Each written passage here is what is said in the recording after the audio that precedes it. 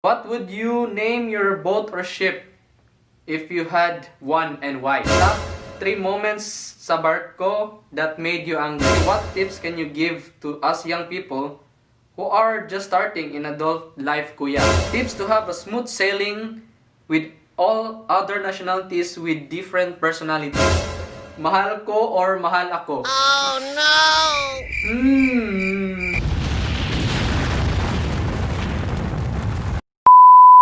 Hello guys, welcome back to my channel. Today we'll be answering some questions made by my followers on my recent IG story. Ask me a question.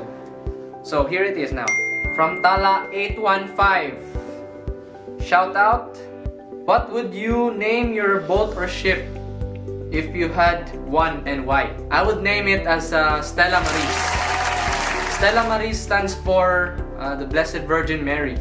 In the sea, we are alone. We are traveling with rough seas, and I would consider to name the ship as the name close to the Mother Mary. She guided us to every journey that we encountered and guide us to the right path to reach our destinations. So Stella Marie is the answer. From Mark Solinger, Pre, top 3 moments sa barko that made you angry.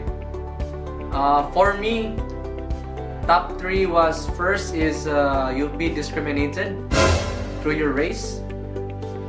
Second, you've been discouraged in your job.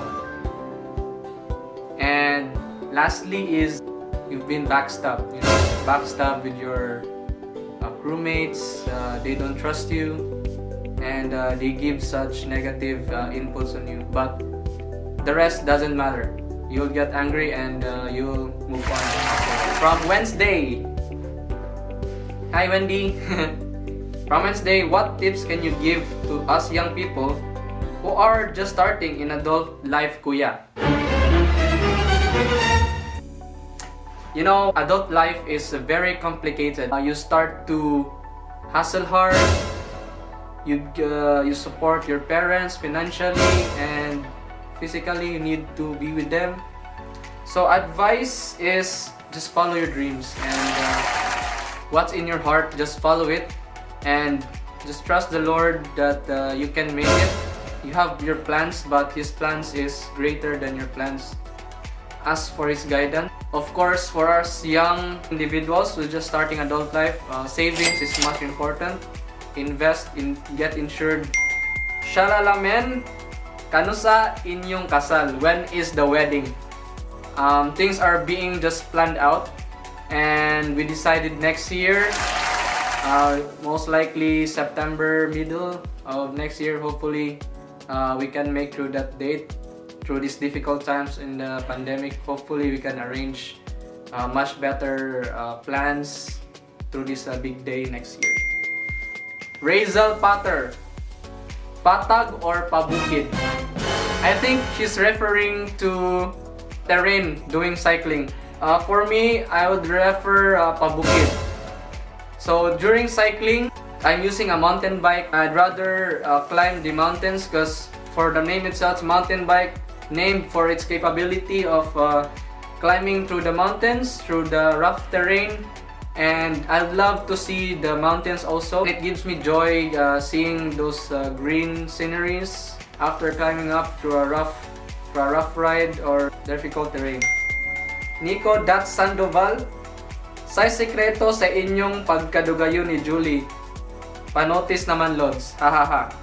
So he meant that what's our secret for my partner that we lasted long in the relationship?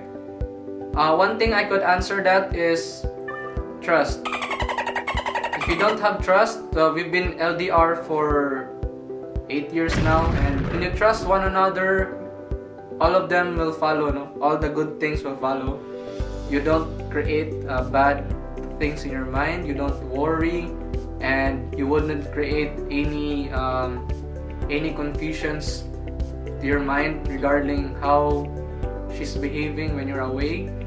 And when you trust someone, it gains self-confidence, right? And I think that's the secret that we've been strong in this relationship. Eden Jin 24, mahal ko or mahal ako?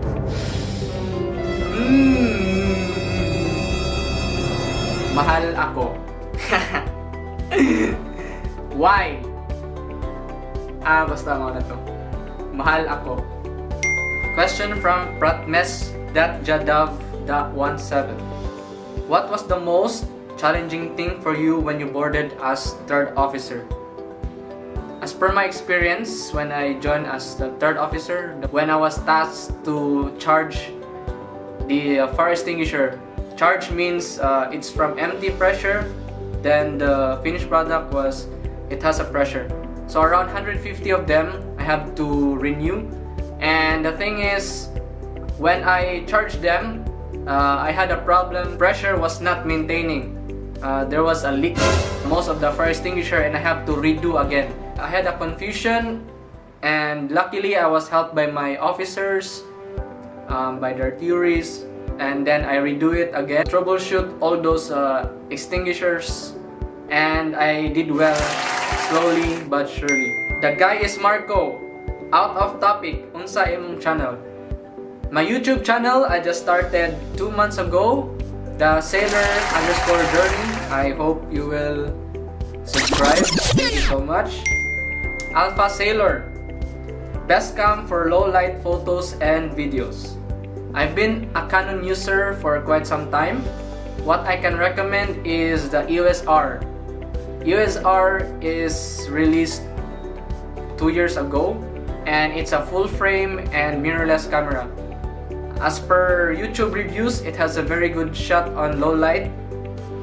You can use as much as high ISO without creating noise on the picture, and it's mostly used by some videographers on some vlogs or travel vlogs because it's handy and it's very good for taking videos. Okay, from Tala815 again. What is the dumbest way you've been injured? For me, I had an experience while riding a bike using my phone on the right hand, and I was recording it. When I encountered a bump, I just pressed the left hand brake. And the left hand brake, it's the front wheel that will hold the brake. I lost balance, I tumbled down, I got injured on my left leg, which is a very painful one. It remains a scar for me. It reminds me of how reckless I am doing the cycling, so it won't happen again.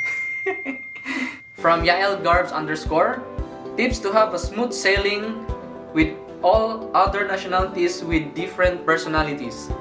From my past 6 years experience as a seafarer, I've been a lot of cruise with different nationalities and of course personalities. One tip I can give for you is just respect their differences, respect their culture by treating them good, well, because we've got many struggles. So everyone is having their own battles inside. And that's the only thing that you could do, at least, to have a smooth sailing contract and with a good relationship with other crew members. Evan Carl _, hello sir, thanks for asking. Kanus ata mag-hiking? So this guy has been asking me for quite some time to hike or camp, but the thing is our schedule doesn't meet. Maybe sometime sir, when I have a long leave and you're on vacation, then I can invite you. Soon it would be a privilege, it would be a good idea to do camping with you. Meanwhile.